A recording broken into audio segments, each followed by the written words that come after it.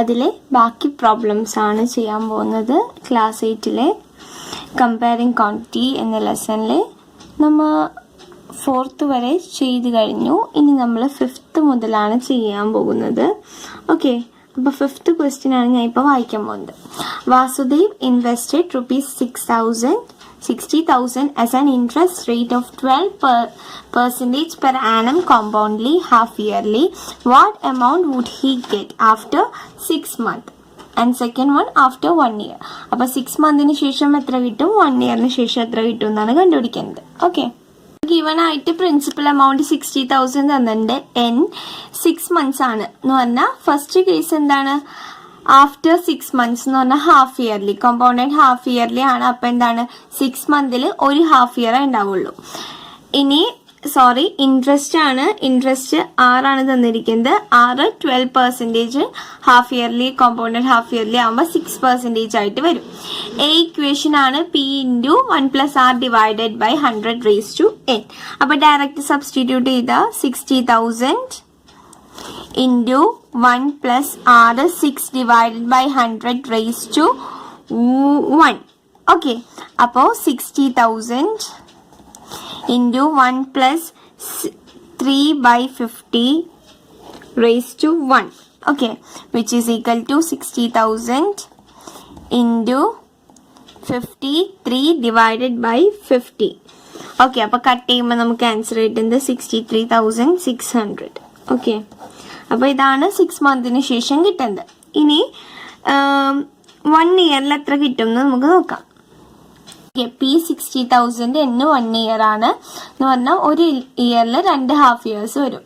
6 12%, അതിന്റെ പകുതി എന്ന് പറഞ്ഞാൽ 6%. അപ്പൊ A is equal to P into 1+R divided by 100 raised to n. Direct substitution 60,000 into 1+R 6/100 raised to 2.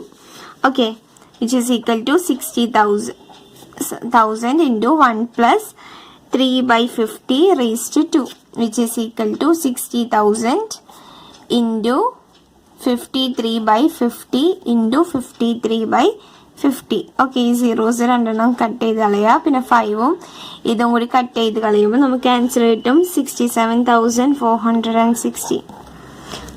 ഇനി 6th one, Arif took a loan of ₹80,000 from a bank. If the rate of interest is 10% per annum, find the difference in the amount he would be paying after 1.5 years if the interest is compounded annually, compounded half yearly.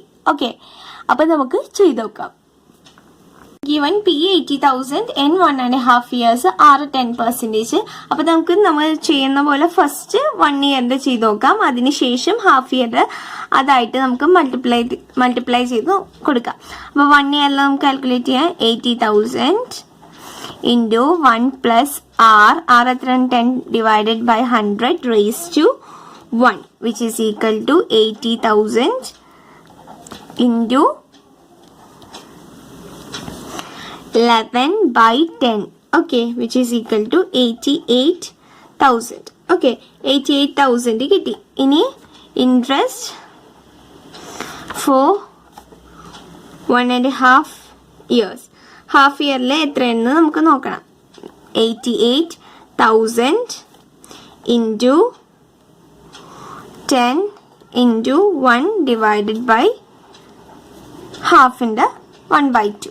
Okay, which is equal to എത്ര കിട്ടും, 4,400. Okay, അപ്പോൾ total amount എങ്ങനെ കിട്ടുന്നത്, total amount will be equal to 88,000 plus 4,400, which is equal to 92,400. Okay, അപ്പോൾ answer 92,400 ആണ്. First one compounded annually, next one compounded half yearly ആണ് കണ്ടുപിടിക്കേണ്ടത്.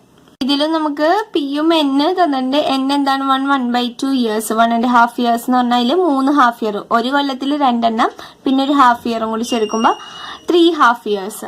R 10%, അതിന്റെ പകുതി എന്ന് പറയുമ്പോൾ 5%. P is equal to 1+R divided by 100 raised to n. Direct substitution 80,000 into 1+R എത്രയാണ്, 5 divided by 100 raised to 3, which is equal to 80,000 into 100ഉം 5ഉം cut ചെയ്യുമ്പോൾ നമുക്ക് എത്ര കിട്ടും? 1/20. 21 divided by 20 into 21 divided by 20 into 21 divided by 20. ഒറ്റ step ചെയ്തു എന്നുള്ളൂ. ഇവിടെ cut ചെയ്യുമ്പോൾ നമുക്ക് 1/20 കിട്ടും. 20 plus 1 is 21 divided by 20.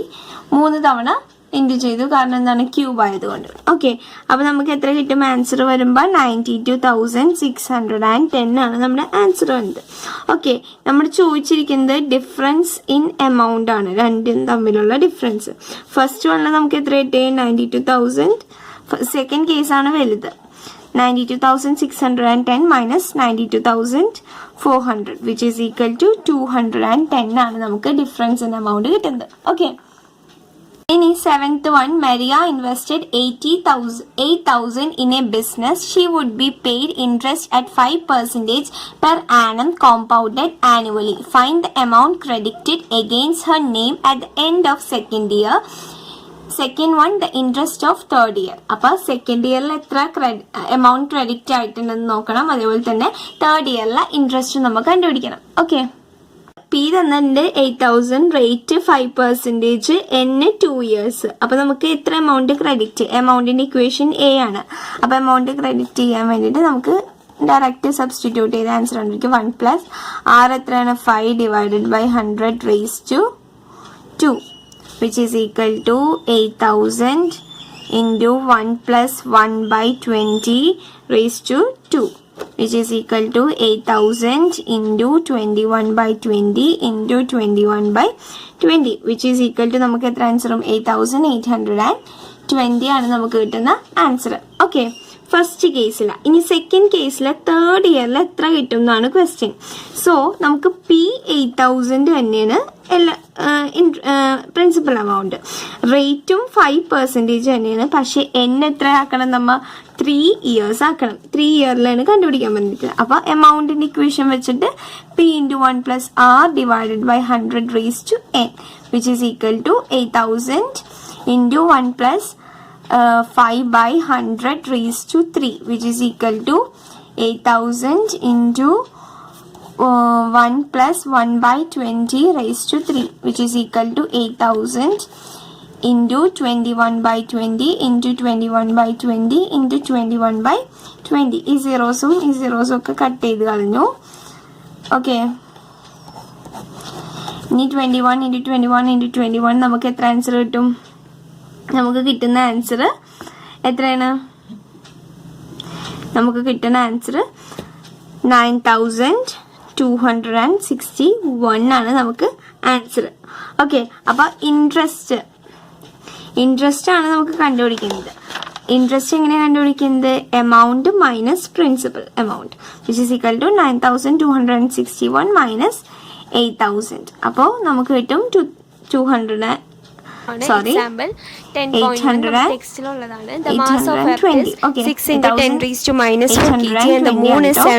അപ്പോൾ നമുക്ക് answer 7.4 into 10 raised to 22 kgs. The distance between the earth and the moon is 3.84 into 10 raised to 5 kilometers. Calculate the force exerted by the earth on the moon. The G is equal to 6.7 into 10 raised to minus 11 Newton meter square. 10% per annum, the compound half yearly. Would its interest be more than the interest he would get if it is compounded annually? Okay, അപ്പോൾ കിട്ടുന്നത് എന്താണ്? Compounded half yearly ആയിരിക്കും, compounded annually ആയിരിക്കും. ഇതാണ് കൂടുതൽ. അതേ ഒരു type ഒരു ക്വസ്റ്റ്യൻ ആണ് തന്നിരിക്കുന്നത്. അപ്പോൾ നമുക്ക് ചെയ്തു. 10,000 ആണ് 10% ഹാഫ് ഇയർലി അധികം കാൽക്കുലേറ്റ് ചെയ്യുക. അത് കഴിഞ്ഞ് ആനുവലി നമുക്ക് ചെയ്ത് നോക്കാം. Half yearly 5% N 1.5 years. അപ്പോൾ എത്ര കിട്ടും? ഒരു കൊല്ലത്തില് 2 എണ്ണം, പിന്നെ ഒരു ഹാഫ് ഇയറും കൂടി കിട്ടുമ്പോൾ 3 ഹാഫ് ഇയേഴ്സ് ഉണ്ട്. ഡയറക്റ്റ് നമുക്ക് സബ്സ്റ്റിറ്റ്യൂഷനിലോട്ട് കിടക്കാം. 10,000 into 1 plus 10 divided by 100 raised Every object at right, every other object called a gravitational force. The force acting between two forces directly proportional to the product of their masses and inversely proportional to square of the distance between their centers. The mass of two objects of mass m1 m2 distance d ആണ്, force f ആണെങ്കിൽ g is equal to m1 m2 by d square. G is equal to a universal constant which is g is equal to 6.67 into 10 raised to minus 5 square kg raised to minus 2 which is equal to 11,571. ഇനി next question നോക്കാം. 76.25 write the formula to find the magnitude of which is equal to earth and the other object on the surface. 576. അപ്പോൾ അത് കണ്ടുപിടിക്കാൻ mass of the earth M E ആയിട്ട് എടുക്കുക, ഒബ്ജക്റ്റിന്റെ mass small M, radius R ആയിട്ട് എടുക്കുക.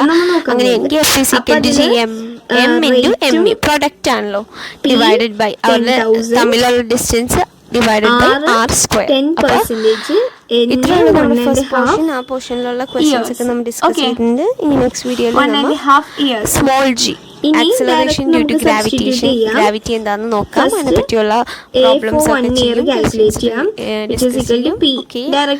ഈ പോർഷനിൽ നിന്ന് മെയിനായിട്ട് വരുന്ന യൂണിവേഴ്സൽ ഓഫ് ഗ്രാവിറ്റേഷൻ, അതിന്റെ ഡെറിവേഷൻ, പിന്നെ പ്രോബ്ലംസ്. ഇത്രയാണ് ഈ ടോപ്പിക്കിൽ ഇമ്പോർട്ടന്റ് ആയിട്ടുള്ളത്. ഓക്കെ, എത്രയായിട്ടും ഇത് കട്ട് ചെയ്യുമ്പോൾ 11/10 into 11/10 okay, which is equal to എത്രയായിട്ടും 11,000 നമുക്ക് 1 ഇയറിൽ കിട്ടും. ഇനി നമുക്ക് അതിൻ്റെ ഹാഫ് ഇയറും കൂടി കാൽക്കുലേറ്റ് ചെയ്യണം. ഹാഫ് ഇയറും കൂടി കാൽക്കുലേറ്റ് ചെയ്യാൻ interest for half year is equal to 11,000 into 1 into 10 divided by 2 into 100 okay, which is equal to 550. Total കൂട്ടാം ഇൻട്രസ്റ്റിൻ്റെ 1.5 ഇയേഴ്സിൻ്റെ means 11,000 plus 550 which is equal to 11,550. Okay, ഇനി അതിൻ്റെ compound interest is equal to A minus P. Okay, which is equal to A എത്രയാണ് 11,550 minus 10,000 which is equal to 1,550. Okay, അപ്പോൾ ഏതാണ് കൂടുതൽ, ഏതിൻ്റെ ഇൻട്രസ്റ്റ് ആണ്? യെസ്, ഇൻട്രസ്റ്റ് നമ്മ ഫസ്റ്റ് കേസിൽ ഹാഫ് ഇയർലിയിലാണ് കൂടുതൽ അല്ലേ, 76.25 ആണ്, അതുകൊണ്ട് അതാണ് more. Okay, 9th one, find the amount which Ram will get on 4,096 if he gave it for 80 months at 12.5% per annum, the interest being compounded half yearly. Okay, അപ്പോൾ അതാണ് നമുക്ക് അടുത്തത് കണ്ടുപിടിക്കേണ്ടത്. അപ്പോൾ പി 4,096, ആറ് 12.5 year, 12.5 year 12 into 2 24 plus 5 125 divided by 2%. Half yearly compounded ആകുമ്പോൾ നമുക്ക് 25/4 വരും. 2 ആണെങ്കിൽ അതിൻ്റെ ഇരട്ടിക്കും മടിയിൽ വരുന്നത്. Okay, n is equal to 18 month എന്ന് പറഞ്ഞാൽ 18 month എന്ന് പറഞ്ഞാൽ 12 month ആണ് ഒരു കൊല്ലത്തേക്ക്, പിന്നെ ഒരു ഇതും കൂടി കൊടുക്കുമ്പോൾ 1.5 years എന്ന് പറഞ്ഞാൽ 3 half years ഉണ്ട് ആ 1.5 ഇയറിൽ. ഡയറക്റ്റ് നമുക്ക് സബ്സ്റ്റിറ്റ്യൂഷനിലോട്ട് പോവാം. 4,096 into 1 plus r എത്രയാണ് 25/4 into 100 raised to 3 അല്ലേ, raised to 3. ഓക്കെ, ഇനി നമുക്ക് ബാക്കി കാൽക്കുലേഷൻ ചെയ്യാം. which is equal to 4,096 into 1 plus 1/4 into 4. ഇത് രണ്ടും കൂടി കട്ട് ചെയ്യുമ്പോൾ നമുക്ക് 4 കിട്ടും. raised to 3 which is equal to 4,096 into 16 plus 1 17/16 plus into 17/16 into 17/16 which is equal to എത്ര കിട്ടും 4,913 ആയിരിക്കും നമ്മുടെ ആൻസർ. ഓക്കെ, ഇനി 10th ക്വസ്റ്റ്യൻ നമുക്ക് ട്രൈ ചെയ്യാം. The population of A place increased to 54,000 in 2003 at a rate of 5% per annum. Find the population in 2001. What would be the population in 2005? Okay, നല്ല interesting ആയിട്ടുള്ളൊരു question ആണ്. ഈ type ചോദിച്ച് കണ്ടിട്ടുണ്ട്. Okay, അപ്പോൾ നമുക്ക് ചെയ്ത് നോക്കാം. അപ്പോൾ നമുക്ക് എമൗണ്ട് ആണ് 2003 ഇൻക്രീസ് ചെയ്ത എമൗണ്ട് ആണ് 54,000 തന്നിരിക്കുന്നത്. 5% N 2 years. നമ്മളിത് 2001 പോപ്പുലേഷനിൽ എത്ര ഉണ്ടാവും എന്നാണ്. അപ്പോൾ നമ്മൾ എന്റെ ഇക്വേഷൻ 2003 എന്ന് പറഞ്ഞാൽ P of 2001 into 1 plus R divided by 100 raised to N. Okay, 2003 കഴിഞ്ഞിട്ട് 2001 കഴിഞ്ഞിട്ട് 2 കൊല്ലം കഴിഞ്ഞാലാണ് 2003. അപ്പോൾ നമുക്ക് ഇത് തന്നിട്ടുണ്ട് 54,000 is equal to P 2001 നമുക്കറിയില്ല. അപ്പോൾ P എന്ന് തന്നെ ഇടാം. 1 plus R 5 divided by 100 raised to 2 which is equal to P is equal to 1 plus 1 by 20 raised to 2 which is equal to എത്ര കിട്ടും? 54,000 അല്ലേ? അപ്പോൾ P ഒരു സൈഡിലോട്ട് ആക്കിയിട്ട് എഴുതാം. P 2001 54,000 സൈഡിലോട്ട് എല്ലാത്തിനെയും കൊണ്ടുപോവാം. Into 20/21 into 20/21. ഇത് 20 ഇൻറ്റു 1 20 പ്ലസ് 1 21 ബൈ ആ ഒരു ഫോമാറ്റിലാണ് ഇപ്പുറത്തോട്ട് എടുക്കുമ്പോൾ റെസിപ്രോക്കൽ ആയി പോകും. അതാണ് ഇങ്ങനെ ആവുന്നത്. ഓക്കെ, കൺഫ്യൂസ്ഡ് ആവരുത്. അപ്പോൾ നമുക്ക് ആൻസർ അപ്രോക്സിമേറ്റ്ലി ഒരു 48,980 വരും. ഓക്കെ, ഇനി അതാണ് നമ്മുടെ അപ്പോൾ P of 2001 answer.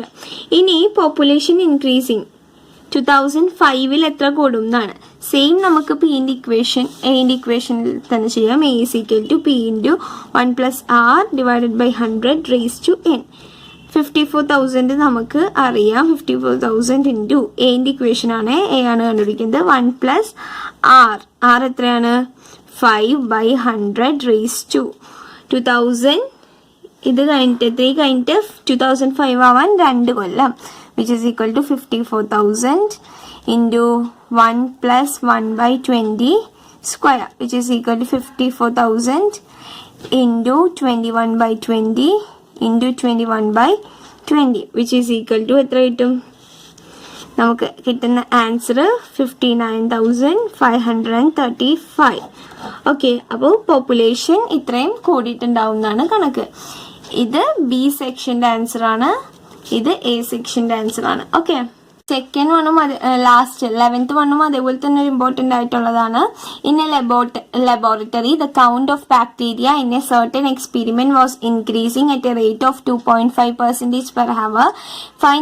Find the bacteria at the end of 2 hours if the count was initially 5,06,000. Okay, അപ്പോൾ എത്ര ബാക്ടീരിയ ഇൻക്രീസ് ചെയ്തിട്ടുണ്ടാവും 2 മണിക്കൂറിനുള്ളിൽ എന്നാണ് ചോദ്യം. പ്രിൻസിപ്പിൾ എത്ര എണ്ണം ഉണ്ട്? 5,06,000 ആണ് ഉള്ളത്. ഓക്കെ, ഇനീഷ്യൽ കൗണ്ട് റേറ്റ് 2.5% വെച്ചാണ് ഇൻക്രീസ് ചെയ്യുന്നത്. നമ്മളത് കണ്ടുപിടിക്കാൻ പറഞ്ഞാൽ 2 മണിക്കൂറിൽ. അപ്പം നമുക്ക് എ കണ്ടുപിടിക്കാം. P 5,06,000 into 1 plus 2.5 divided by 100 raised to 2 which is equal to 5,06,000 into 1 plus 25/1000. Decimal മാറ്റിയതാണ് ആ സ്റ്റെപ്പിൽ. 5,06,000 into 1 plus 1/40 square which is equal to 5,06,000 into 41/40 into 41/40 which is equal to approximately 5,31,616.25. അടുത്ത് വരും അപ്രോക്സിമേറ്റ് ആയിട്ടുള്ളൊരു വാല്യൂ ആണ് ഈ കാണിച്ചിരിക്കുന്നത്. Okay, correct അല്ല, approximate ആയിട്ടുള്ളൊരു വാല്യൂ ആണ് എന്ന് പറഞ്ഞാൽ ഏകദേശം ഈ ഒരു റേഞ്ച് ആയിരിക്കും നമ്മുടെ ആൻസർ എന്ന്. Okay, 12th one, a scooter was bought at 42,000. Its value deprecate എന്ന് പറയുമ്പോൾ എന്തെങ്കിലും മൈനസ് സൈൻ ആണ് നമ്മൾ യൂസ് ചെയ്യേണ്ടത്. At A rate of 8% per annum. Find it's value after 1 year. ഇതും ഒരു ഇമ്പോർട്ടൻ്റ് ആയിട്ടുള്ളൊരു ക്വസ്റ്റ്യൻ ആണ്. അപ്പോൾ നമുക്ക് നോക്കാം. ഓക്കെ, അപ്പോൾ P 42,000 വന്നിട്ടുണ്ട്. R 8%, N 1.5 year. എൻ്റെ ഇക്വേഷൻ എന്ന് പറഞ്ഞാൽ സൈൻ മൈനസ് ആയിരിക്കും, കാരണം ഡെപ്രിക്കേറ്റഡ് ആണ് സിറ്റുവേഷൻ. അപ്പോൾ 42,000 into 1 minus 8/100 raised to 1, which is equal to 42,000 into 1 plus 25